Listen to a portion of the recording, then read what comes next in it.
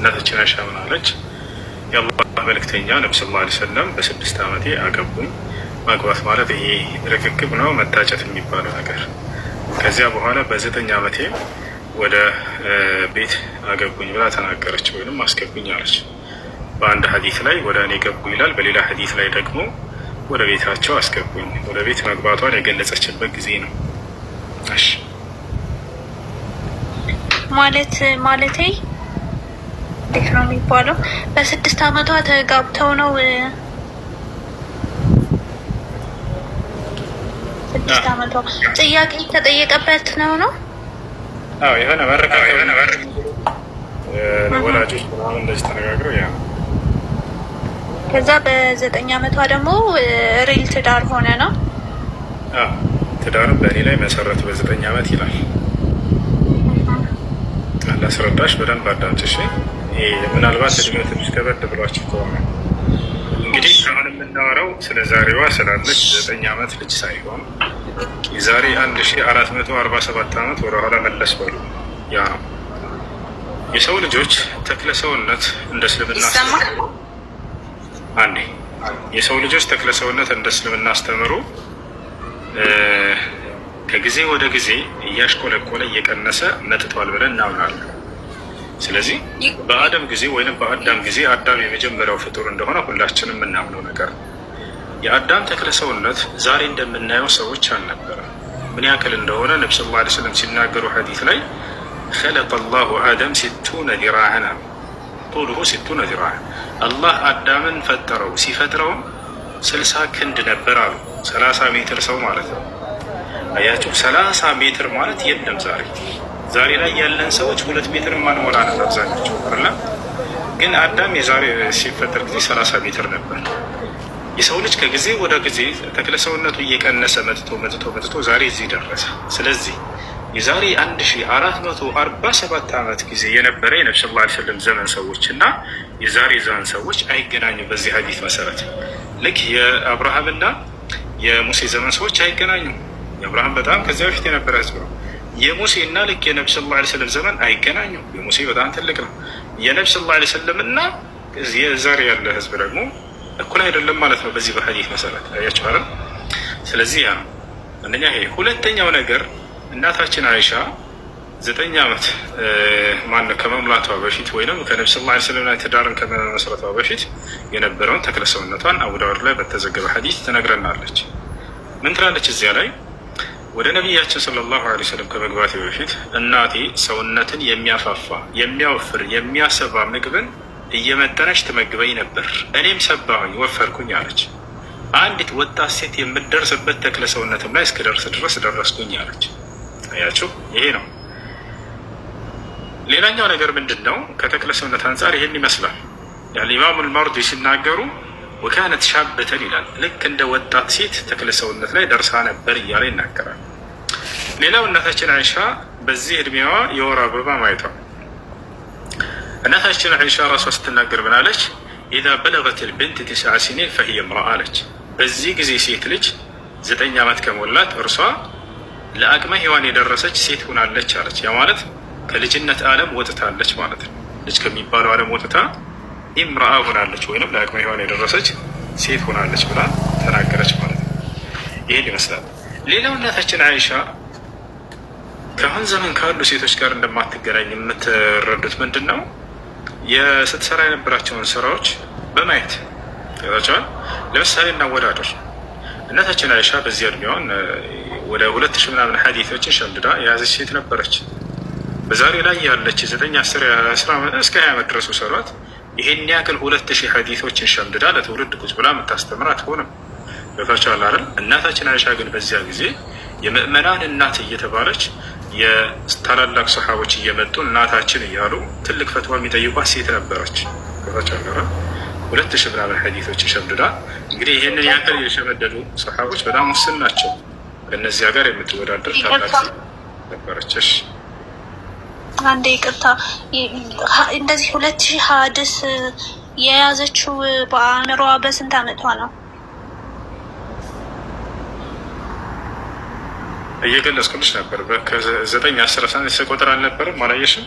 እስከዛ እድሜዋ በእነዚህ እድሜዎቿ ጊዜ እናታችን አይሻ ሸምድዳቸው ነበር እነዚህ ሀዲቶች። ልክ ነቢ ሰለላሁ ዐለይሂ ወሰለም ሲያርፉ ጊዜ እድሜዋ ገና አደጋ ነበር፣ 18 ዓመቷ ነበር። አይሽ ከዚያ በታች ባለው እድሜ ይህንን እውቀት ይዘዋለች። በዛሬ አመት ላይ በዛሬ ላይ ያሉ ሴቶችን አይደለም ሴቶችን ወንዶችን ብታመጪ ከዚያ በታች ባለ እድሜ ይሄን ያክል እውቀት ማንም ሰው ሊይዝ አይችልም ባይኖር።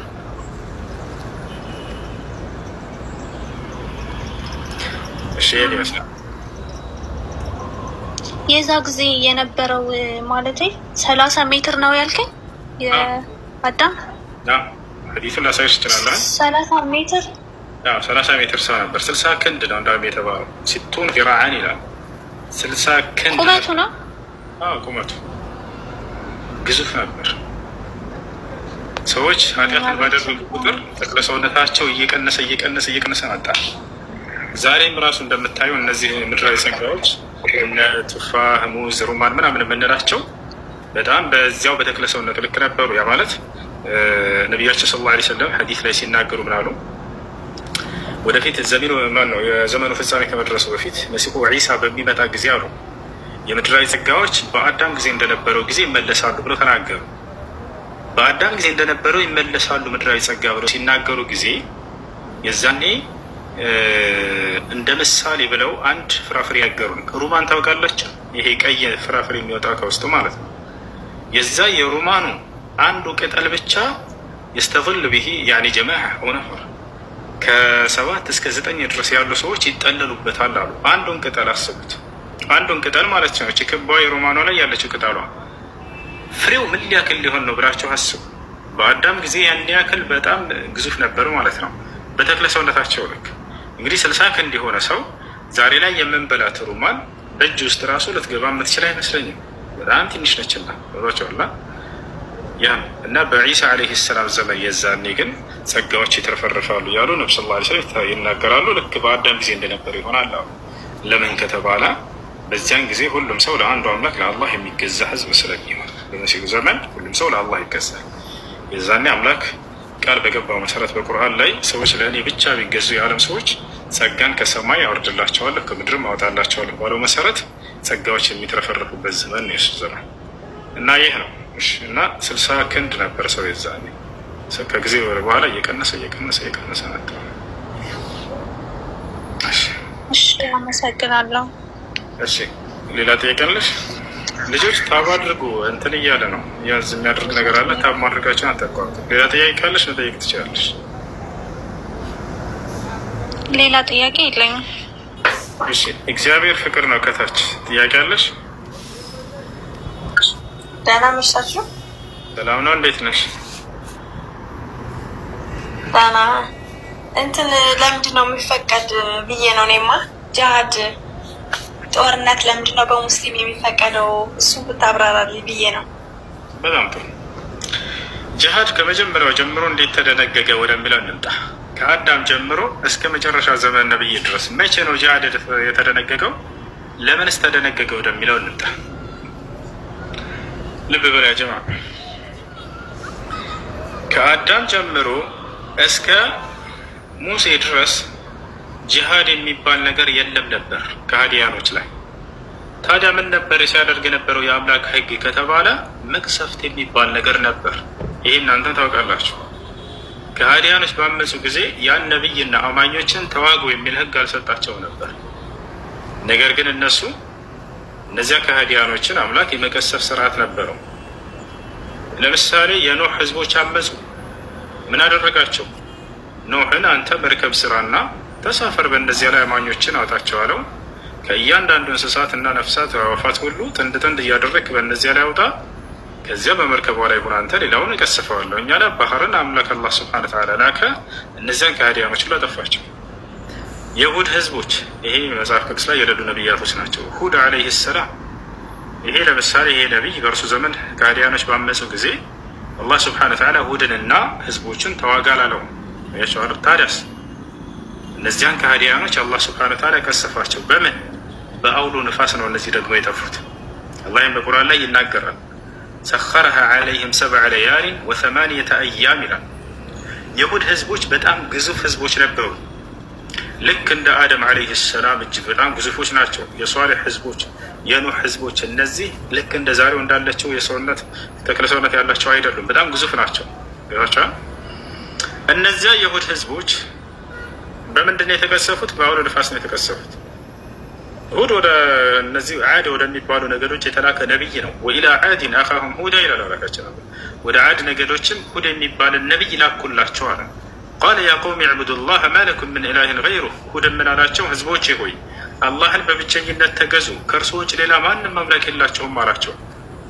እናንቱም ላ ሙፍተሩን፣ እናንተ በአምላክ ላይ እየቀጠፋቸው እንጂ ሌላ አይደለም አላቸው። ነገር ግን እነዚህ ሰዎች ሊሰሙት አልቻሉም። አላህ ስብሓነሁ ወተዓላ በእነዚህ ሰዎች ላይ ይህን አውሎ ነፋስ ላከባቸው። ለምን በአውሎ ነፋስ አጠፋቸው? እነዚህ ህዝቦች በኃይላቸው በጣም የሚተማመኑ ነበሩ። ወአማ ዓዱን ፈስተክበሩ ፊል አርድ፣ አላህ ሱብሓነሁ ወተዓላ በጣም ኮሩ በምድር ላይ አለ። ወቃሉ መን አሸድ ሚና ቁዋ አሉ፣ ከእኛ በላይ ማን ኃይል ያለው አለ አምላክስ ቢሆን ብለው በጣም ኮሩ እነዚህ ሰዎች። አያችሁ፣ በዚህ ጊዜ ኃይላቸውን አላህ ሱብሓነሁ ወተዓላ ለማሳየት መላእክን አላከባቸውም፣ ሰማይን አላወረደባቸውም፣ ምድርን አልደረመሰባቸውም። ታዲያስ ቀላል በሆነችዋ ነገር ንፋስ በምትባለው ኃይላቸውን አሳያቸው። ተመልከቱ፣ ንፋስ ዛሬ ምንም ነገር አይነቀንቅም፣ አያወዛውዝም አይደለ? ምናልባት ብትቆም አንተ ሊወስድ አይችልም። ኃይል ከሰጠው ግን አላህ ስብሐነ ወተዓላ የዛኔ ማንኛውንም ነገር እንዲያጠፋ። ከዚያ በኋላ ነፋስንም ላኩባቸዋል። እንዴት እንደቀጣቸው ወላሂ ያለ ስራ ተመልከቱ።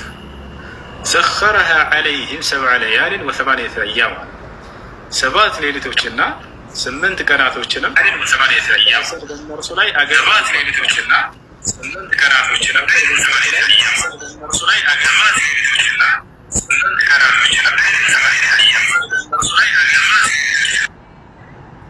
ለ8 ቀን ያክል ከነ ሌሊቶች ተመልከቱ። ወደ ሰማይ አላህ ወሰዳቸውና በጣም ኃይለኛ ናቸው፣ ግዙፎች ናቸው። ልብ በሉ 30 ሜትር ሰው አስበው። በጣም ልክ ዛሬ ህንፃዎች ማለት ነው። ወደ ሰማይ አላህ ወሰዳቸውና ለ8 ቀን ከነ ሌሊቱ ያክል ልክ እንደ ፌስታል ወደወናቸው በሰማይ ላይ። የጀማዓ ሰኸረሃ ዐለይሂም ሰብዐ ለያሊን ወሰማንየተ አያም ሱም፣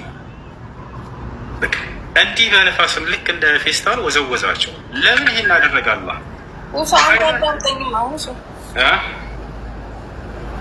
ሰማይኝማ እንዴ እንትን እኔ የምልህ አሁን እዚህ የሆነ ነገር ሲፈጠር በጅሃድ በዚህ በጦርነት ነው የምናሸንፍ የሚለው እንዴት ነው የሚታይ? በሙስሊም ለምንድን ነው የማይቀረው ለማለት ነው። ወደ እሱ ልመጣሽ አንዴ ከመሰረቱ ከመጀመሪያው ለምን አምላክ ይህን እንደነገገ ወደሚለው ከመምጣት በፊት መጀመሪያ በሌሎች እምነት ስለቀረ በሌሎች በክርስቲያኖች አሁን እንደዛ አይፈቀድም። ለዛ ብዬ ነው።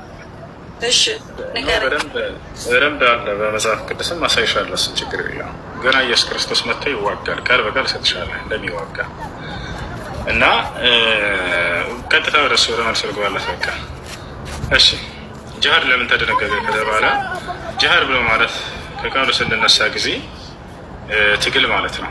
ያ ማለት ሊታገል የመጣን አካል ተከላክለህ የምትመልስበት የሆነ ስርዓት ጅሃድ ይባላል። አጥፊዎችን፣ ወሰን አላፊዎችን፣ ድንበር አላፊዎችን በነፍስህ ላይ እና በእምነትህ ላይ ድንበር እናልፋለን የሚሉ ኃይሎችን የምትከላከልበት የሆነ ስርዓት ጅሃድ ተብሎ ይጠራል። ነቢዩ ሙሐመድ ሰለላሁ ዐለይሂ ወሰለም መቼ ነው ጅሃድን የታዘዙት ከተባለ በመካ ምድር ላይ ለ13 ዓመት ያክል ካስተማሩ በኋላ ከዚያ በኋላ ለ13 ዓመት ያክል እንዳትዋጋ ተብሎ ቃል በቃል በቁርአን ላይ ተወርዶላቸው ነበረ። ፈዕፉ ወስፈሑ ሐታ ያእቲየ አላሁ ቢአምሪሂ የሚል ትእዛዝ አላህ አወረደ። መጀመሪያ ሙሐመድ ሆይ ይቅር በሉ እለፉ ትእዛዜ እስኪመጣ ድረስ አላቸው። የዛን አልታዘዙም ነበር። በሱረቱ ኒሳ ላይ ምን ይላል? አለም ተረ ኢለ ለዚነ ቂለ ለሁም ኩፉ አይዲየኩም ወአቂሙ ሰላህ ወአቱ ዘካ፣ እጃችሁን አጣጥፋችሁ ቁጭ በሉ ወደ ተባሉት ሰዎች አላየህም? ምን ይላል? ሶላትን ስገዱ፣ ዘካን ስጡ በአግባቡ፣ ሌላ ጅሃድ እንዳታደርጉ ተብሎ ቃል በቃል አላህ ይከለክላል በቁርአን ላይ። እስከ መቼ ድረስ?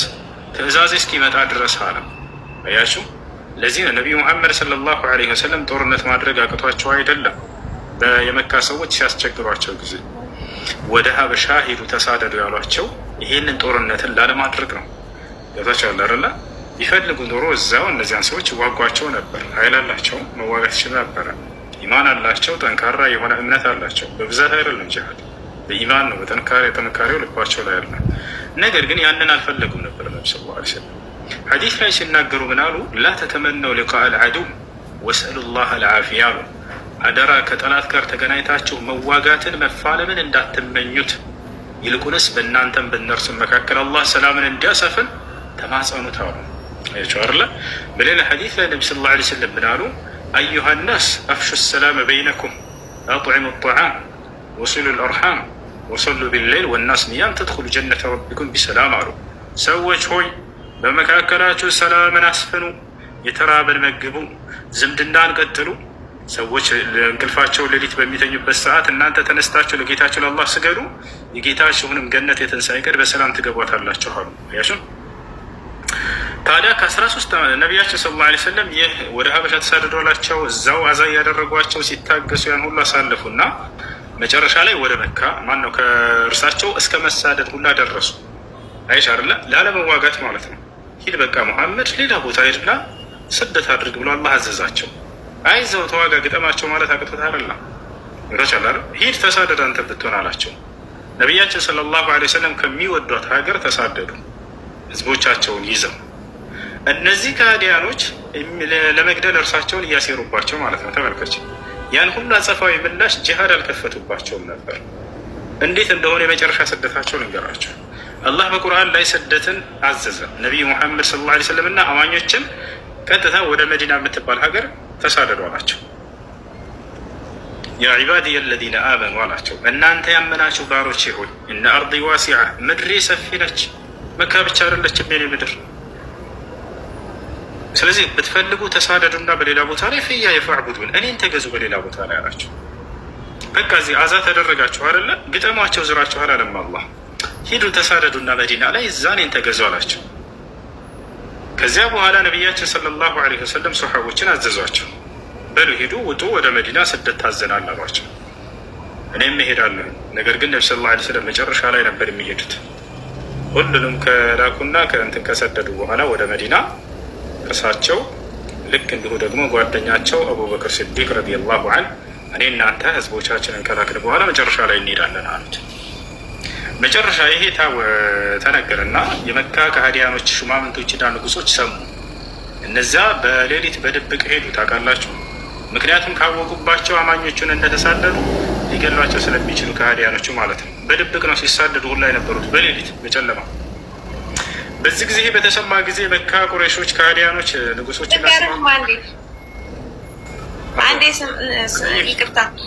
አንደኛ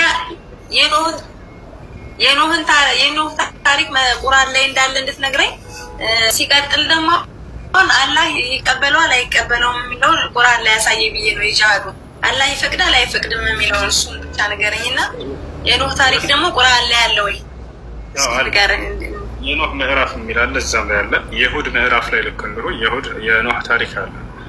ከዛልክ ልክ እንዲሁ የምእመናን ምዕራፍ የሚለው ላይ የኖህ ታሪክ አለ። ልክ እንዲሁ ሹዓራ እዚያም ላይ ሱረቱ ሹዓራ ላይ የኖህ ታሪክ አለ። ፉስለት ላይም ላይ አለ። እነዚህ በርካታ ምዕራፎች ላይ አላህ ገልጾታል። በደንብ ግን የገለጸው በሱራ ሁድ ላይ የሁድ ምዕራፍ የሚለው 13ኛው ምዕራፍ ላይ አካባቢ 12ኛው ምናምን አካባቢ ምዕራፍ ላይ ገልጾታል። እሱን እንቀጥላለን። አንዴ ልጨርስላችሁ። ከዚያ በኋላ ለምን አላህ ጂሃድን እንዳዘዘ ምክንያቱን እንድታውቁ ዘንድ ነው። እሺ፣ ዝም ብሎ ተነስቶ ከሜዳ ዝም በሄድና ተዋጋ አይደለም ያለው። ይሄን ሁሉ መከራ ካሳለፉ በኋላ ነው ልላችሁ።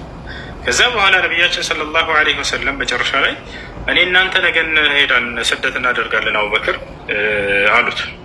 እሺ አለ አቡበክር ሲዲቅ ረዲየላሁ ዐንሁ የሁለት ሰው ስንቅ የሚሆን 2 ግመሎችን እና በእነርሱ ላይ ስንቃቸውን ምናምን አዘጋጀ ይላቸዋል። በዚህ ጊዜ በጣም የሚያሳዝነው ግን የመካ ከሃዲያኖች ሰሙ። ሙሐመድ ተከታዮችን ቀድሞ ልኳቸዋል፣ እንዳንይዛቸው በሌሊት በድብቅ ልኳቸዋል። እሱ ደግሞ ቀርቷል፣ ነገ እንደሚሄድ ሰምተናል አሉ። ስለዚህ ነገ በማለዳ ሳይወጣ በፊት በሌሊት እኛ እሱን እዚሁ መግደል አለብን አሉ። በቃ ወሰኑ ከሃዲያኖች፣ እዚሁን እንግደለውና እናስቀረዋል። ከዚያ ተገላገል ነው ማለት ነው በቃ።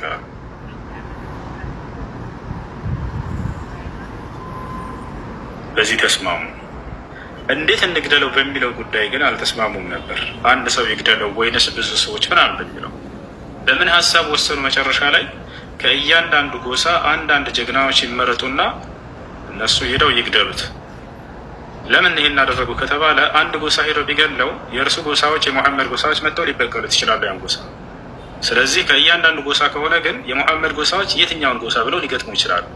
ስለዚህ ከእያንዳንዱ ጎሳ ጀግኖች ይመረጡ ተባለ። በጣም በርካታ ጎሳዎች ወንዶች ወጡ። በቃ ጀግኖች ሰይፋቸውን ይዘው መዘው በነብዩ ሰለላሁ ዐለይሂ ወሰለም በር ላይ በሌሊት በማለዳ ጠበቋቸው።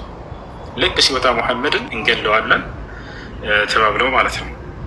ከዛ ሄዱ፣ በራቸው ላይ ቆሙ። ነቢይ ሰለላሁ ዐለይሂ ወሰለም ሊወጡ ነው። አምላክ አላህ ሱብሓነሁ ወተዓላ እዚህ ጋር ድንቅ ተአምር ሊያደርግላቸው ነው። ይህ የተሰጡት አንደኛው ተአምራቸው ነው ለነብዩ ሰለላሁ ዐለይሂ ወሰለም። ሙሐመድ ሆይ ዝም ብለህ አንተ በፊታቸው ውጣ፣ እኔ አይናቸውን እጋርዳቸዋለሁ አለው። ነቢያችን ሰለላሁ ዐለይሂ ወሰለም ቀጥታ ከቤታቸው በሩን ከፍተው ወጡ። በሩ ላይ ቆመዋል፣ ሰይፋቸውን ረዘሙ። ነገር ግን አላህ ሱብሓነሁ ወተዓላ እያዩ እንዳላዩ አደረጋቸው። የት ይገኛል? ይሄ በሱራ ያሲን ላይ ወጀዐልና ሚን በይኒ አይዲሂም ሰደን ወሚን ኸልፊሂም ሰዳ ፈአግሸይናሁም ፈሁም ላ ዩብሲሩን አለ። ሙሐመድ ሆይ ከፊት ለፊታቸውም ከኋላቸውም ግርዶሽን አደረግኩባቸው፣ አይናቸውን ሸፍኛቸዋለሁኝ፣ እነርሱም አያዩህም ብታልፍም አላቸው። ነቢዩ ሰለላሁ ዐለይሂ ወሰለም ሰተት ብለው ከቤታቸው በስነ ስርዓት ወጡ። እርሳቸው ያያቸዋል፣ እነዚያ አያያቸውም። አይናቸው ተከፍቷል፣ ግን እንዳያቸው አይናቸውን አሳውረዋቸዋል። ይሄ ድንቅ ተአምር ለነብዩ ሰለላሁ ዐለይሂ ወሰለም የተሰጡት አንድ ተአምር ነው። ምናልባት መጽሐፍ ቅዱስ አንብባችሁ ከሆነ ኢየሱስ ክርስቶስ ይህን ተአምር ተሰጥቷል። አይሁዳውያኖች ሊወግሩትም ድንጋይን ባነሱ ጊዜ በፊት ለፊታቸው ሰንጥቆ ጥሏቸው ሄደ ይላል። እያዩት እንዳላዩት ይሆናል፣ ጥሏቸው ይሄዳል። ነቢዩ ሰለላሁ ዐለይሂ ወሰለምም በጠላቶቻቸው መካከል አላህ ሱብሓነሁ ወተዓላ ይህን ተአምር ሰጥቷቸዋል። ሱራ ያሲን ላይ ታገኙታላችሁ። ወጀዐልና ሚን በይኒ አይዲሂም ሰደን ወሚን ኸልፊሂም ሰዳ ፈአግሸይናሁም ፈሁም ላ ዩብሲሩን። ነብዩ ሰለላሁ ዐለይሂ ወሰለም ሰተት ብለው አለፏቸው። ከዛ ካለፉ ከሄዱ በኋላ ልክ ሲገቡ አልይን ያገኙታል። እሺ ተናደዱ። በቃ ሙሐመድ ሸውዶናል።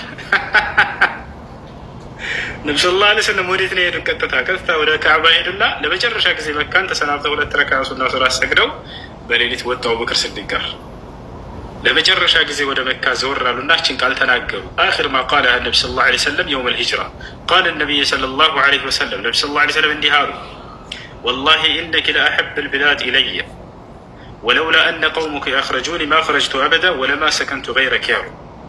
ወላሂ መካ ሆይ ከዓለም ሀገራት ሁሉ እኔ ዘንድ ተወዳጅ ሀገር አንቺ ነሽ አሉ። ህዝቦችሽ ባያሳዱኝና ባያስወጡኝ ኖሮ ከአንቺ ባልተሳደድኩና ባልወጣሁ ነበር አሉ። እንዲህ ከሚወዷት ሀገር ነቢያችን ሰለላሁ ዐለይሂ ወሰለም አስገድደው አስወጧቸው። አይ ገጥማቸዋለሁኝ አላሉ።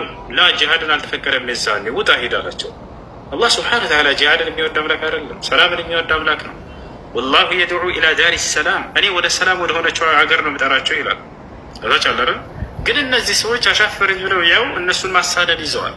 አሁንም ታገሱ እያለ አላህ እያዘዛቸው ነው። ብዙ የቁርአን አንቀጽ ፈስቢሩ ፈስቢሩ ፈስቢሩ ፈስቢሩ እያለ ይናገራል። ታገሱ ታገሱ ታገሱ። መጨረሻ ላይ ነብዩ ሰለላሁ ዐለይሂ ወሰለም ወጡ ከአቡበክር ሲዲቅ ጋር። የሚገርማችሁ ተከተሏቸው ከሃዲያኖች። ነቢያችን ሰለላሁ ዐለይሂ ወሰለም ከመካ አቅራቢያ ወደሚገኝ ጋር ሰውር የሚባል ትልቅ ዋሻ አለ። እዛ በተራራ ላይ ወጡ። ነቢያችን ሰለላሁ ዐለይሂ ወሰለም የተራራ ጫፍ ላይ ወጡ ከአቡበክር ሲዲቅ ጋር። በዛ ላይ ዋሻ ይገኛል። እዚያ ውስጥ ገቡ። አሁንም ተደብቀዋቸው ነው። አሁንም የመካ ከሃዲያኖች ምን ብለው አዘዙ? ሙሐመድ አምልጦናል፣ ሸሽቷል። አደራ መዲና ሳይገባ እሱን መግደል አለብን አሉ። መንገዱን ያውቁታል፣ ወደ መዲና የሚወስደው። ስለዚህ አሉ የመካ ንጉሶችና ሽማምንቶች ሙሐመድን በህይወቱም ሆነ ወይንም ሞቶ ገድል እሱን ያመጣ ሰው 100 ግመል ይሸልማል ተብሎ ታወጀ። በዚህ ጊዜ የመካ ሰዎች እንዳለ ፈረሳቸውን እየጋለቡ ሰይፋቸውን መዘው ሙሐመድ ሰለላሁ ዐለይሂ ወሰለም ፍለጋ ወጡ።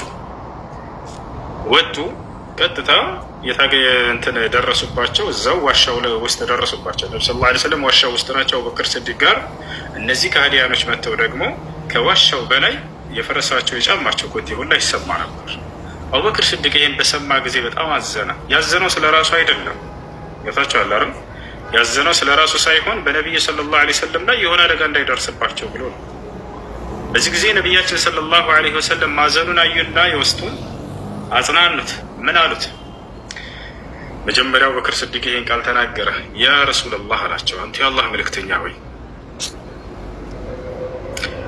ለው ነዘረ አሐዱሁም ተሕተ ቀደመይህ ለአብሰረን አላቸው። ከእነዚህ ከጠላቶቻችን መካከል አንዳቸው እኮ አሁን ወደ ታች ቢመለከት ከእግሩ በታች ያገኙናል፣ ያዩናል አላቸው። ምክንያቱም ከላይ ኮቴያቸው እየተሰማ ነበር። ነቢያችን ሰለላሁ ዐለይሂ ወሰለም ሲያጽናኑት ምን አሉት? ያ አባበክር አሉት፣ አንተ አቡበክር ሆይ ማ ظኑከ ቢስነይን አላሁ ሳሊሱሁማ አሉት። ሶስተኛቸው አላህ ስለሆኑ ሁለት ሰዎች ምን ታስባለህ አሉት።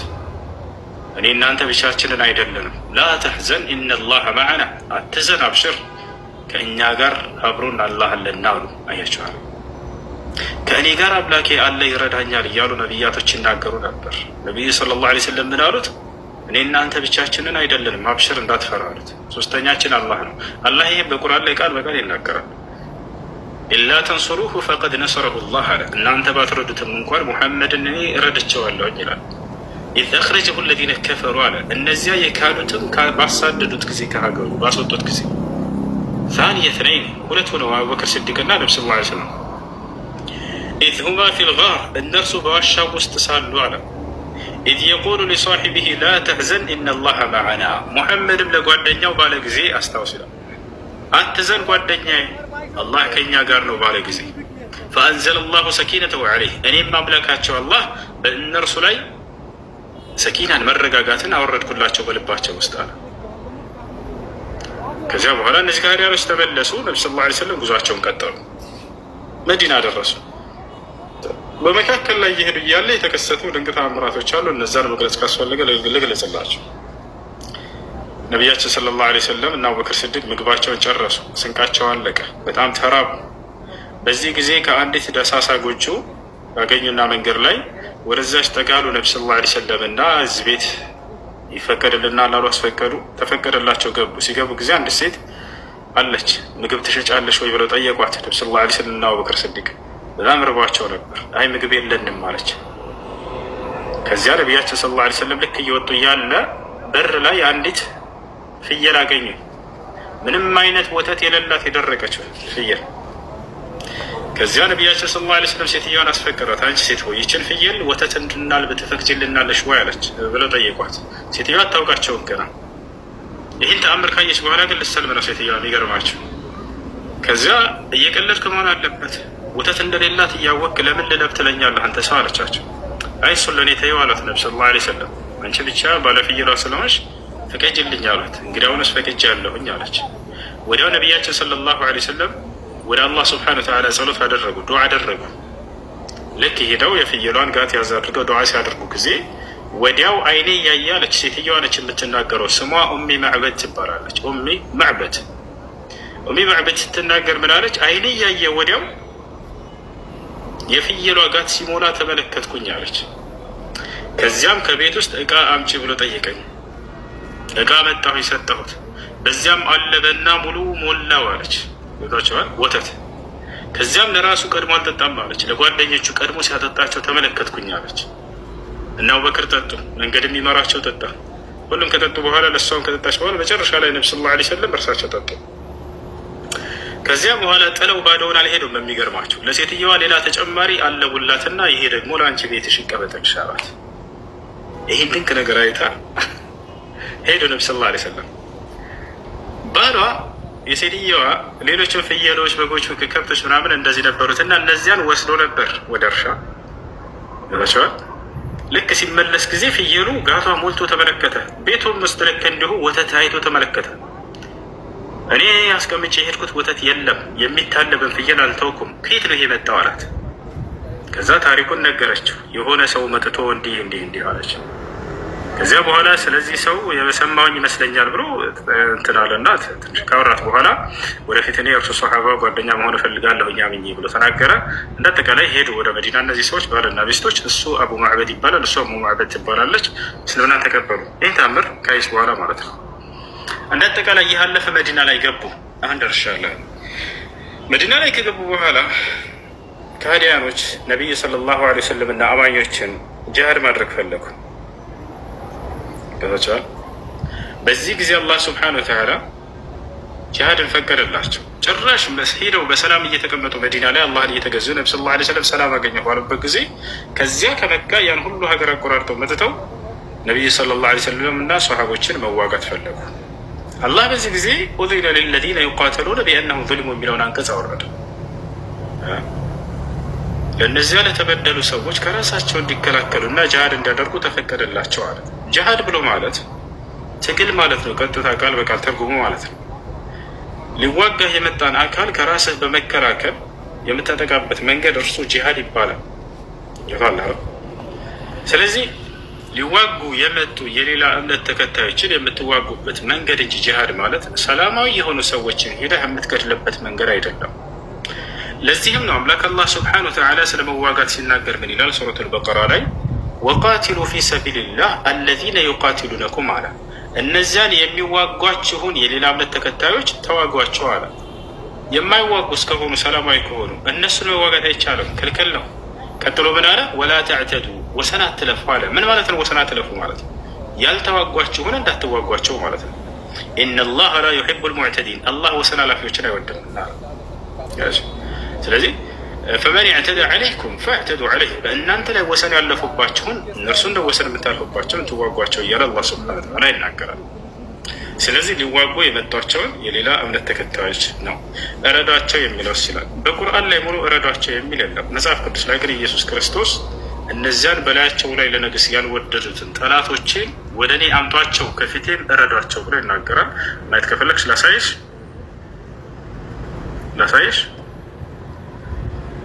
ኢየሱስ ክርስቶስ ቃል በቃል እነዚያን በላያቸው ላይ ለነገስ ያልወደዱትን ጠላቶችን ከፊቴ አምጧቸው እረዷቸው ብሏል። አሳየኝ። አዎ አሳይሻለሁ።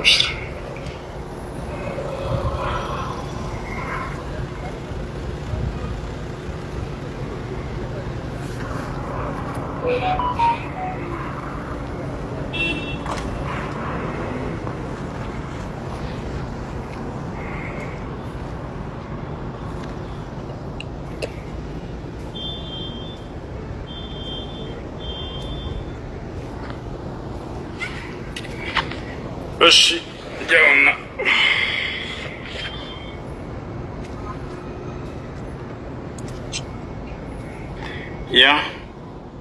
ነገር ግን እነዚያን በላያቸው ልነግስ ያልወደዱትን ጠላቶቼን ወደዚህ አምጧቸው በፊቴም እረዷቸው። ምን ብሉይ ኪዳን ምን መጽሐፍ? አዲስ ኪዳን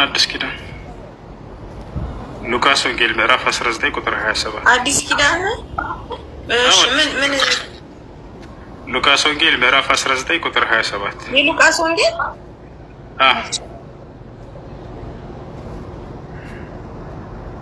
ነገር ግን እነዚያን በላያቸው ልንገስ ያልወደዱትን ጠላቶችን በእነዚህ አምጧቸውና በፊት ያረዷቸው። 27 ቁጥር 27። እሺ ሌላ ደግሞ ጥያቄ አለ። ሌላ ጥያቄ አለ። በእርግጥ አንድ ምዕራፍ ብቻ አይደለም የሚነበበው፣ ከላይ እስከታች ነው የሚነበብ። ያው ቁርአኑም ሆነ መጽሐፍ ቅዱስ ሲነበብ እንዲገባን ሁሉም ሲነበብ ነው የዚህን መብያ ያለው። ብዙ ምዕራፍ አለ ኢየሱስ ክርስቶስ። እሺ እቺኛዋን ደግሞ ሌላም ቦታ ላይ አንድ ያዳምጠኝ። እቺን ደግሞ መልስልኝ። እሺ እጅ የምትመጠጠው ተበልቶ ተጨርሶ አላህ ለምንድን ነው እጃችሁን እቺ ላሷት ያለው? ለምንድን ነው? እሺ አላህ ሳይሆን ያለ ነብዩ ሰለላሁ ዐለይሂ ወሰለም ናቸው። ችግር የለውም። እንደ ግዴታ አይደለም እሱ። ለምሳሌ በእኛም በተለምዶ ከበላ በኋላ ሰውየው ይመጣል። ችግር ምንድን ነው? ይሄንን ይልሳል። ምግቡን እዚህ ላይ ያለውን ማለት ነው። ነውር አይደለም፣ ቆሻሻ ነገር አይደለም። የራሱ ምግብ ነው። ገብታችኋል አይደል? በላ አይደለ? ፍትፍት ፈተፈተና ሰውየው ለምሳሌ በላ። መጨረሻ ላይ ነቢያችን ሰለላሁ ዐለይሂ ወሰለም በልቶ ከሆነ ሰውየው እጁ ላይ ያለውን እስኪልሰው ድረስ እንዳይታጠብ ብለው ተናገሩ።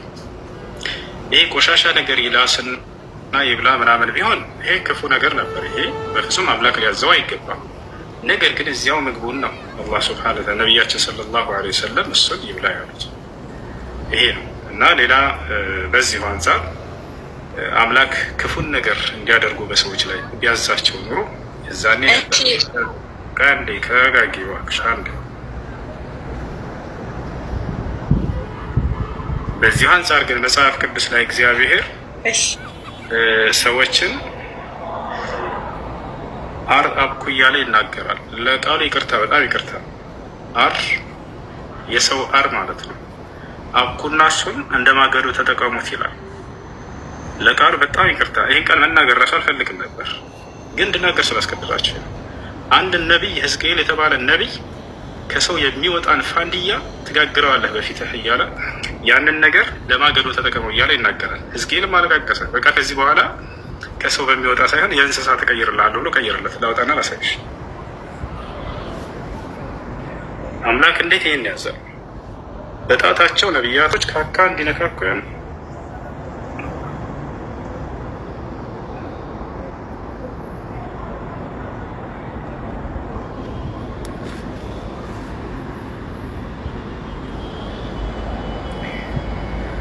እሺ ያውና እንመልከት። እዚህ ጋር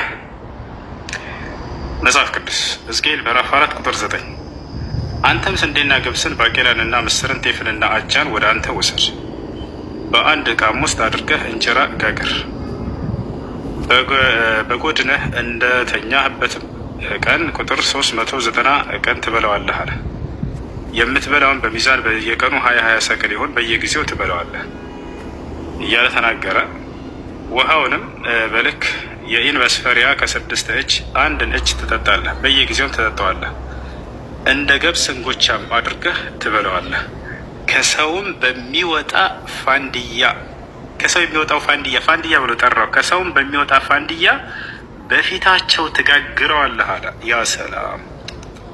ከሰው የሚወጣው ፋንድያ ብሎ ቀየሩት። እዚህ ጋር ፋንድያ የአህያ ካካ ነው። ከሰው የሚወጣው ፋንድያ ግን ምንድን ነው? ከሰው የሚወጣው ካካ አር ነው።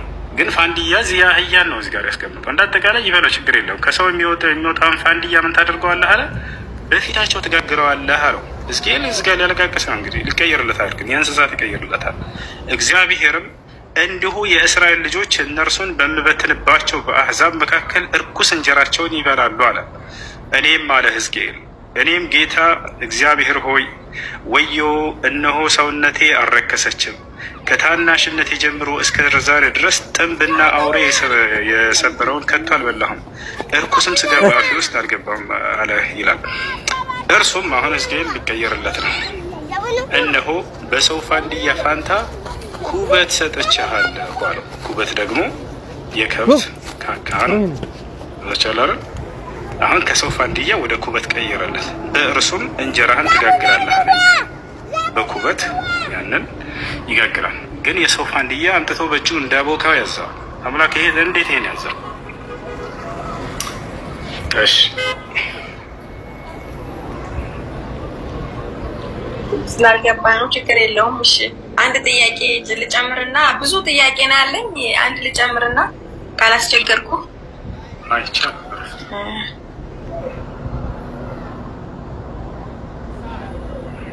ብዙ ሚስት ለምንድን ነው የሚገባ? በጣም ጥሩ ጥያቄ። ብዙ ሚስት አስፈላጊ ነው? አንድ ለአንድ በቂ አይደለም? እግዚአብሔር ከአንድ በላይ ለምንድን ነው እጨምርላቸዋለሁ የሚለው? ነቢያቶች ዳዊትን እኔ ብትፈልግ ብዙ ሚስቶችን እጨምርልሃለሁ ይለዋል።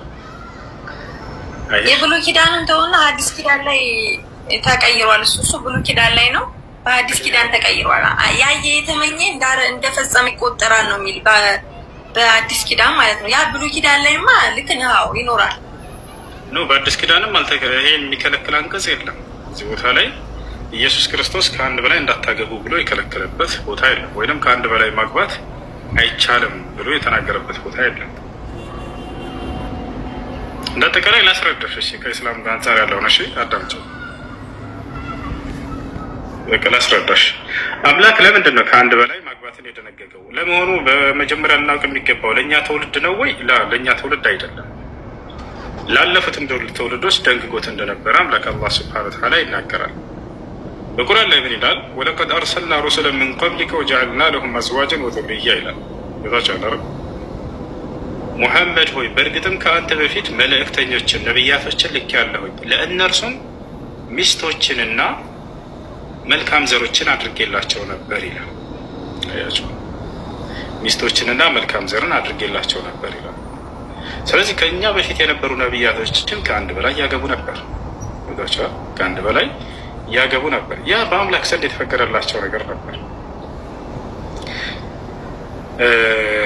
ዓላማው ምንድን ነው ከተባለ አምላክ አላህ ስብሐነሁ ወተዓላ እዛው ላይ ይናገራል። ከአንድ ጀምሮ ማግባትን ሲደነግግ ጊዜ አምላክ በኢስላም መልካም ዘርን ከማፍራት አንጻር ነው። ሙሉ ቁርአን ላይ አስተውላችሁ ከሆነ ሐዲስም ላይ ነብዩ ሰለላሁ ዐለይሂ ወሰለም ስለ ትዳር ሲናገሩ ስለ ትዳር በተነሳ ቁጥር ዓላማው ምንድን ነው? መልካም ዘርን ማፍራት የሚል እሳቤን አድርጎ ነው ትዳር በኢስላም የተደነገገው ከአንድ ጀምሮ ራሱ ማለት ነው። ለምሳሌ ሱረቱል ረዕድ ላይ ምን ይላል አላህ?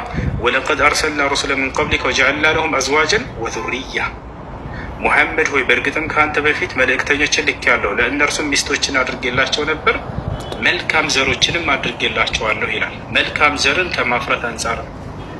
ልክ እንዲሁ በሌላ ቦታ ላይ በሱረቱል ፉርቃን ላይ ምን ይላል? ወለዚነ የቁሉነ ረበና ሀብ ለና ሚን አዝዋጅና ወዙርያቲና ቁረተ አዕዩን። ከሚስቶቻችን ልክ እንዲሁም ከዘሮቻችን የአይን ማረፊያ የሆኑ ስጠን ብለው የሚማጸኑ ናቸዋል። ነቢያችን ሰለላሁ ዐለይሂ ወሰለም ስለ ትዳር ሲናገሩ ምን አሉ? ተዘወጁል ወሉደ ልውዱድ ፈኢኒ ሙካሲሩን ቢኩም አልኡመም የውመል ቂያማ። ወላድና ተወዳጅ የሆነችዋን አግቡ፣ እኔ የትንሣኤ ቀን በጣም በርካታ አማኝ ትውልዶችን አፍርታችሁ በመምጣታችሁ እንደሰትባቸዋለሁ እና እያሉ ተናገሩ። ስለዚህ ከአንድ ጀምሮ